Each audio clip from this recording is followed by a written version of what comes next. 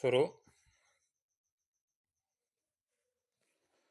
उपरोक्त विचारणीय बिंदुओं के संबंध में योग्य विशिष्ट लोक अभियोजक ने तर्क दिया है कि प्रकरण में आरोपित अपराधों के संबंध में अभियोजन द्वारा अभिलेख पर प्रस्तुत साक्ष्य से अभियोजन पक्ष अभियुक्त के विरुद्ध धारा 363, 376(3), 376(2) भारतीय दंड संहिता एवं धारा 5L/6 लैंगिक अपराधों से बालकों का संरक्षण अधिनियम 2012 के अपराध का आरोप प्रमाणित करने में सफल रहा है।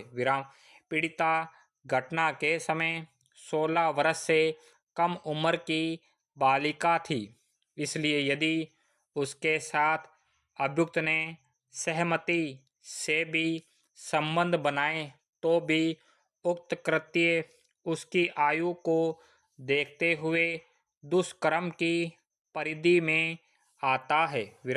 चूंकि अभियुक्त पर आरोपित अपराधों के संबंध में अभियोजन ने पर्याप्त पुष्टिकारी एवं विश्वसनीय साक्ष्य प्रस्तुत की है, इसलिए अभियुक्त को आरोपित अपराध जो व्यक्तिगत अपराध नहीं होकर समाज के विरुद्ध है में कठोर दंड से दंडित किए जाने का निवेदन किया। इसके विपरीत योग्य अधिवक्ता अभियुक्त ने तर्क दिया है कि अभियुक्त को रंजिशवश प्रकरण में झूठा फंसाया गया है। दुष्कर्म बाबत परीक्षण रिपोर्ट के अवलोकन से प्रकट होता है कि उसके शरीर के आंतरिक अंगों पर कोई चोट नहीं थी। अभियोजन द्वारा प्रस्तुत साक्ष्यों ने घटना के समय को लेकर विरोधाभासी कथन किए हैं। अभियुक्त द्वारा पीड़िता के साथ किसी प्रकार का दुष्कर्म या अपराध कारित नहीं किया गया है। पीड़िता के दुष्कर्म परीक्षण के समय लिए गए नमूना सैंपलों, FDA कार्ड पर लिए गए नमूनों, रक्त नमूनों एवं अभियुक्त के पुरुषत्व परीक्षण के दौरान लिए गए सैंपलों को विधि विज्ञान प्रयोगशाला प्रेषित किए जाने पर FSL रिपोर्ट नकारात्मक निष्कर्ष के साथ प्राप्त हुई है। साथ ही पीड़िता द्वारा भी अभियुक्त के विरुद्ध आरोपित अपराधों के संबंध में कोई विश्वसनीय पुष्टिकारी साक्ष्य नहीं दी गई है।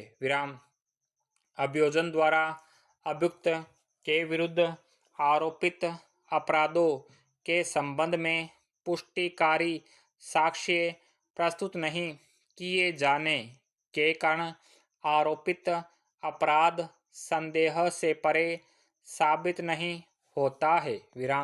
ऐसी स्थिति में अभियोजन साक्ष्य से अभियुक्त के विरुद्ध आरोपित अपराध संदेह से परे साबित नहीं होने को दृष्टिगत रखते हुए अभियुक्त को दोष मुक्त किए जाने का निवेदन किया गया।